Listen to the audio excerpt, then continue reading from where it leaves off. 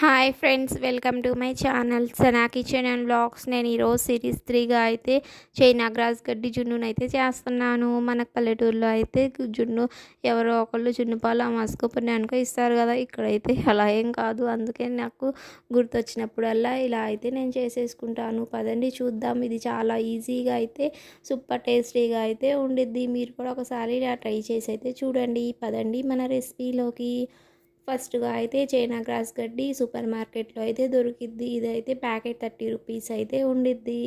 ఇదైతే మీరు ఫస్ట్‌గా తీసేసుకొని 1 టైం అయితే వాటర్‌లో వేసేసి వాష్ చేయండి. తర్వాత అయితే ఇంకొంచెం వాటర్ వేసేసి పక్కనైతే నానబెట్టుకొని అయితే ఉంచేసేయండి. తర్వాత దీనికి అయితే మనం మిల్క్ అయితే ఒక 2 ½ గ్లాస్ అయితే మిల్క్ తీసుకోండి. తర్వాత దీనికి బాయిల్ అయితే చేయండి. తర్వాత బాయిల్ అయ్యేలోపు మనం చైనా గ్రాస్ గడ్డిని అయితే మిక్సీలో వేసి చిన్న చిన్న ముక్కలుగా అయితే చేసేసుకోండి. ఇదైతే కొంచెం పలుకులు పలుకులుగానే ఉంచుకోండి. సూపర్ టేస్టీగా అయితే ఉండిద్ది. తర్వాత అయితే బాదం పప్పును నేను చిన్న చిన్న పీసులుగా కట్ చేసి ఉంచేసాను. ఉంచేసిన తర్వాత మీరు కావాలంటే జీడిపప్పును కూడా వేసేయండి. ఈ మరుగుతున్న పాలల్లో అయితే హాఫ్ కప్ పంచదారనైతే నేను వేసాను. మీరు కొంచెం స్వీట్ ఎక్కువ తినే వాళ్ళైతే ఇంకొంచెం ఎక్కువైనా వేసేసుకోండి. తర్వాత అయితే ఈ మరుగుతున్న పాలల్లో అయితే వేసేసాం కదా.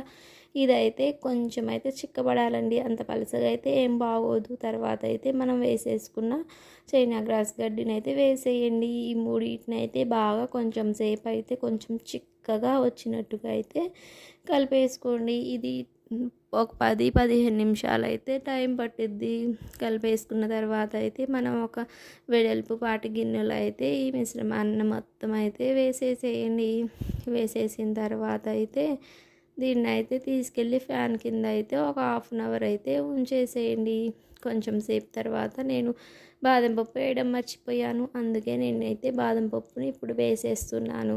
వేసేసిన తర్వాత దీన్ని అయితే ఇంకా ఎలా కలపకుండా అలాగే తీసుకెళ్ళి అయితే ఫ్రిడ్జ్లో అయితే పెట్టేసేయండి. పెట్టేసిన తర్వాత ఒక 5-6 గంటలు ఉంటే ఇదైతే జున్ను గడ్డలాగా అయితే అయిపోయింది. తర్వాత మొత్తం సైడ్స్ అన్నీ కొంచెం లూజ్ చేసేసేయండి. చూసేసి కొంచెం లూజ్ అయిపోయిన తర్వాత అయితే ఇది ఈజీగానే అయితే వచ్చేసుద్ది. తర్వాత ఒక ప్లేట్ తీసేసుకొని దీన్నైతే దాని మీద అయితే వేసేసుకోండి.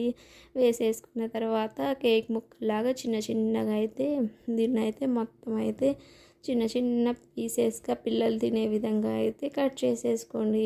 అంతేనండి, చాలా సూపర్గా అయితే టేస్టీగా అయితే చాలా సింపుల్గా అయితే ఇది చైనా గ్రాస్ గుడ్డుతో అయితే జున్ను చేసేసుకోవచ్చు.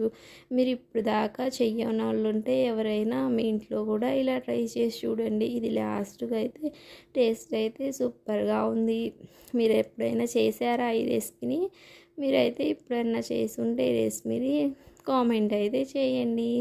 అంతే ఫ్రెండ్స్, నా ఛానల్ మీకు నచ్చినట్టయితే సబ్స్క్రైబ్ అయితే చేసేసుకోండి. జున్ను అయితే ఇదైతే అయిపోయింది. ముక్కలు ముక్కలుగా చేసేసుకొని తినేసేయడమే. అంతే. Bye friends.